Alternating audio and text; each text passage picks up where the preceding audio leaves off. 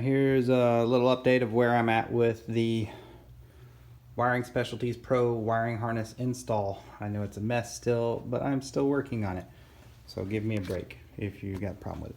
So I got all the wiring harness. Start with the CAS, or the cam angle sensor, and you want to route it all down below the water neck here for your upper radiator hose. And I've spent a lot of time figuring out the best possible route to wire this. Now, I have deleted a lot of stuff. First off, I have I don't know if you can see it, it is the Ross Tuffman oil block adapter, and I deleted the oil water separator or water cooler, and I have welded shut this line which went to the water filter thing, and I welded shut the other nipple that was on the one coming out of the block. So there is no coming out and there is no going back in. That's cleaned that up a lot. I've also deleted those metal vacuum tubes because I'm just not using them. My boost control is set up straight to the backside metal tubing that goes straight over to the wastegates, and then I have it coming straight to the manifold because the manifold builds boost, and that's all I care about. Everything else has been pretty much deleted. I've spent a lot of time rerouting my oil filter. My oil filter is now down here, which I'll just climb under the car. My oil filter is now down here on this frame. There's a nice little hole on this guy, and you can just bolt it right on. Nothing really required. The only problem I'm having is this is where my oil cooler is, which I'm probably gonna flip it 180 degrees, and my AN fittings right here will be on the opposite side, and I can run a 180 back over to the sandwich plate, because right now from there to there is about 6 inches away, and the steel braided line does not want to flex very well. So I'm out of 90s unless I want to order new 90s and stuff, which I possibly could do, but I still have two 180s, so I'll probably just put them on that side, flip this guy, and it'll give me a little bit more length in the oil cooler line as well. Here's something unique I kind of did. I mounted my standard oil pressure sensor unit down here with a little 90-degree fitting to my oil pressure sender.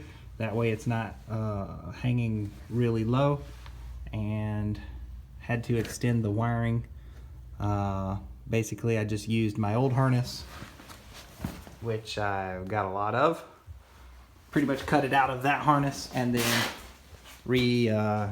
butt connected it back up to the new Wiring Specialties harness. Now, I've also cleaned up, I am no longer going to mount my battery tray here. One unique thing I've figured out about the Wiring Specialties harness is, let's see if I can get it here. This cable goes straight up and plugs into here, which is one of your three. This one actually goes on top, but it's broken, so I'm just gonna have it right there. It goes into here, so this comes straight off your alternator, and then this one originally came off your battery, which has a fusible link and another power cable. So what I plan to do is I'm going to run this guy, which is a single block power. It's more like speaker audio stuff that I had laying around, but I'm going to figure out a kind of unique way to mount it.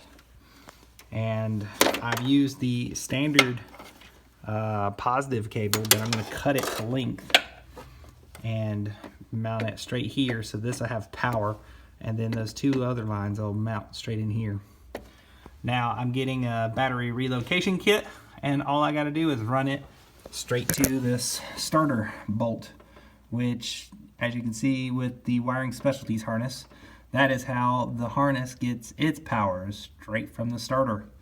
But I'm pretty sure they didn't have any intentions of me relocating the power wire, which you can see the factory power wire right there would normally give power to the starter and then power to the wiring harness.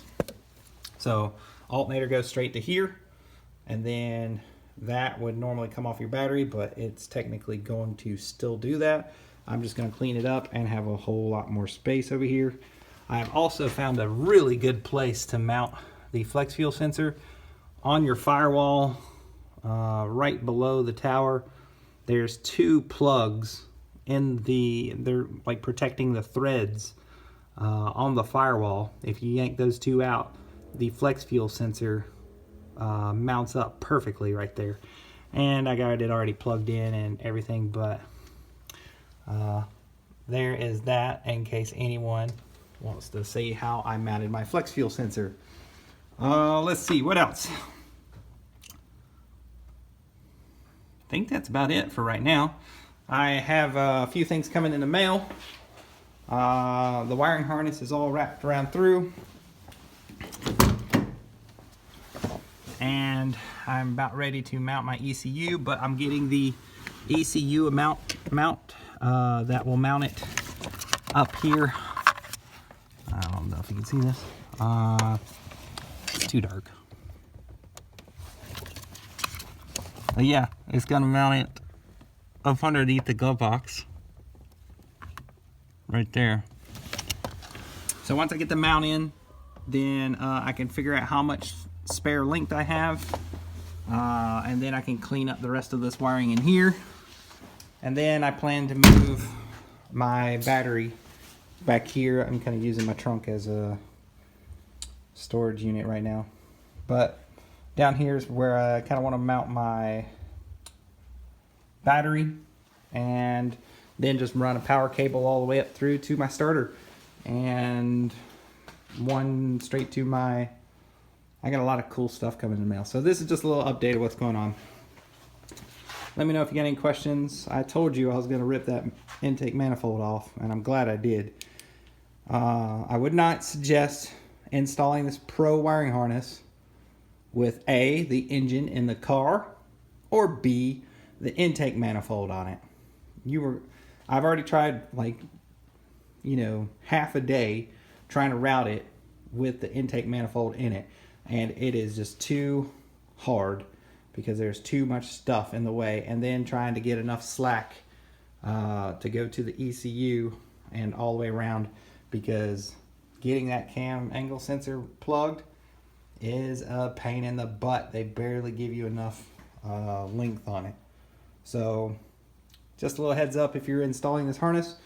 I'll give another addition to this once I get the intake manifold on, get everything back up and rock and rolling, and I'll show you the final product once I'm done. But I'm really liking the whole cleaned up area.